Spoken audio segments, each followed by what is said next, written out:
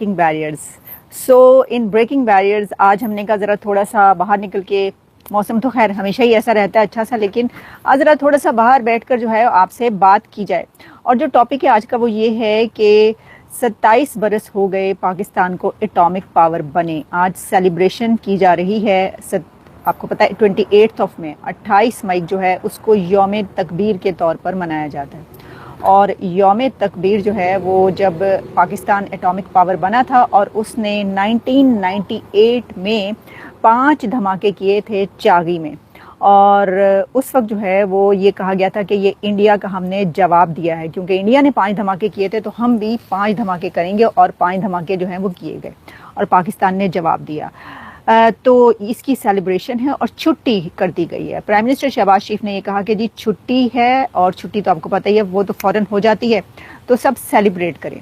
लेकिन सवाल ये है कि इन 27 बरसों में पाकिस्तान ने क्या पाया और क्या खोया। क्या एटमी पावर बनने के बाद पाकिस्तान ने तरक्की की है या पाकिस्तान जवाल की तरफ गया है? तो देखिए, एक ऐसा कंट्री के जो एटमी पावर बन जाए और उसके बाद तरक्की ना कर पाए, तो ये तो एक बड़े ही अफसोस की बात होगी। और है, इसकी वजह यह है कि एटमी पावर बनने का उस वक्त तक आपको कोई फ़ायदा नहीं होता जब तक आप अपने पाँव पर खड़े ना हो। और अगर आप अपने पाँव पर नहीं खड़े हुए और आप अभी तक जो हैं कहाँ हैं, आप हैं एटमी उसके पास, IMF के पास, तो फिर एटमी 5 धमाके कर लें, आप 10 धमाके भी कर लेते, मैं कहती हूँ आप 100 धमाके भी एटमी धमाके कर लेते, लेकिन आपको आगे तरक्की करना चाहिए थी, आपको अपनी इकोनॉमी को स्टेबल करना चाहिए था, लेकिन उससे उलट हुआ। उसी के पैरेलल जब हम देखते हैं तो हमें नजर आता है कि जो इंडिया है, इंडिया ने जब एटमी धमाके किए तो उसके बाद ऐसा नहीं हुआ कि वो भी पाकिस्तान की तरह पीछे चला जाए। देखिए, भारत तो चौथी इकोनॉमी बन गया, दुनिया की चौथी बड़ी इकोनॉमी इंडिया बन चुका है। इंडिया दुनिया की 4th लार्जेस्ट इकोनॉमी बन गया है। एटमी पावर तो वो भी है। एटमी पावर बनने की वजह से अगर आप जवाल का शिकार होते हैं या आप नीचे की तरफ जाते हैं तो फिर तो इंडिया को भी नीचे की तरफ जाना चाहिए था, उसको भी इतनी तरक्की नहीं करनी चाहिए थी। लेकिन हमने ये देखा कि उसने एटमी धमाके किए और उसके बाद वो एक बड़ी ताकत इकोनॉमी की भी बन गया। असल में तो जैसे मैंने कल भी कहा था कि इन रियलिटी जो रियल प्रोग्रेस होती है वो तो इकोनॉमी की होती है। आप जितने भी सेलिब्रेशन कर लें, जो भी कर लें, जो अवाम हैं वो कैसे मईशत की चक्की में पिस रहे हैं उसको तो नहीं भुलाया जा सकता। अच्छा, जहाँ ये दिन जो कि आपको पता है कि 28 मई पाकिस्तान में यौम तकबीर के तौर पर मनाया जाता है, वहीं ऐसा हुआ कि इसी दिन को आखिर इंडिया के प्राइम मिनिस्टर नरेंद्र मोदी ने क्यों चूज़ किया फॉर वेरी एग्रेसिव स्पीच। कल के रोज़, बल्कि इससे 2 दिन पहले भी 2-3 तकरीरें भारत के वज़ीर आज़म ने नरेंद्र मोदी साहब ने ऐसी की हैं कि जिन्होंने, मतलब वो जो कहते हैं ना, उखाड़ लेंगे पछाड़ लेंगे और ये कर देंगे, उन्होंने हिला कर रख दिया। मोदी की इन तकरीरों ने हिला कर रख दिया। क्योंकि इससे पहले क्या वजह है, ऐसा नहीं है कि उन्होंने लैंग्वेज जो यूज़ की या जो धमकियां दी पाकिस्तान को, मैं उस वजह से कह रही हूँ, नहीं, मैं उस वजह से नहीं कह रही। मैं इसलिए कह रही हूँ कि इससे पहले हमने कभी नरेंद्र मोदी को इस तरह बोलते, पाकिस्तान के खिलाफ खुली धमकियां देते या चेतावनी देते या हकीकत बताते हुए ऐसे नहीं देखा था। नरेंद्र मोदी ने क्या किया, उन्होंने पाकिस्तान के जो यूथ है उसको एड्रेस किया है। कैन यू इमेजिन कि एक दुश्मन कंट्री का जो प्रधानमंत्री प्राइम मिनिस्टर है वो अपने दुश्मन कंट्री के यूथ को एड्रेस कर रहा हो, उसको मुखातिब करके कह रहा हो कि तुम अपनी हुक्मरानों को और अपने अथॉरिटीज़ को, अपने करता धरता लोगों को ये बताओ कि पाकिस्तान से आतंकवाद ख़त्म करें, दहशतगर्दी ख़त्म करें और पाकिस्तान को तरक्की दें।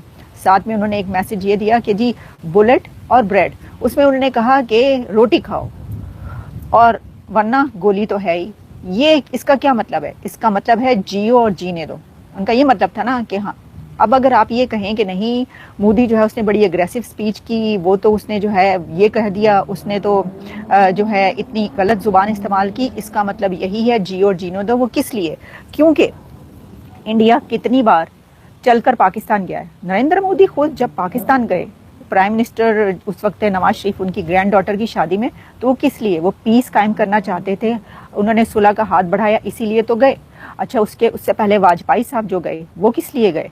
تو بھارت کی طرف سے تو امن قائم کرنے کی اور ہاتھ ملانے کی باتیں ہوتی رہیں، لیکن پاکستان کی طرف سے جواب نہیں دیا گیا، اور جو جواب دیا گیا وہ بہت ہی برا تھا۔ تاریخی کی کتابیں آپ پڑھتے ہیں، اگر نہیں بھی پڑھتے تو ہم آپ کو بتاتے رہے ہیں کہ کیا کیا ہوتا رہا ہے، اور اینالسٹ بھی ہمارے ساتھ جو ہیں وہ رہے ہیں، اور اینالسٹ بھی آپ کو بتاتے رہے ہیں۔ تو ایسی سچویشن میں کہ جب ایسی ایک حالات ہوں، تو انہوں نے یہ کہا کہ جی ابھی تو ہم نے ڈیم کا کچرا صاف کیا ہے، ابھی تو ڈیم کا کچرا ہم نے صاف کیا ہے تو وہاں پر سانس رک گئی ہے، ابھی تو پارٹی شروع ہوئی ہے۔ یہی کہا ایک طریقے سے، انہوں نے کہا ہم نے 60 سالوں میں کبھی جو کشمیر کے ڈیمز اور سارے ڈیمز کے نام لیے کہ وہاں پر کبھی کام نہیں ہوا تھا اور کبھی گیٹ تک نہیں کھولے گئے تھے، کیوں ایسا ہوا؟ اب ہم وہاں پر صفائی کریں اور گیٹ کھول رہے ہیں تو وہاں پر دوسری طرف جو ہے وہ آفت آ چکی ہے، اور وہ کہہ رہے ہیں کہ جی سانس بند کر دیں گے۔ آپ کو پتہ پاکستان کی طرف سے بلاول بھٹو نے کہا تھا سانس بند کر دیں گے، تو پرابلم یہ ہے کہ انہوں نے تو بند کر دیا پانی، اور پانی کھول بھی دیا۔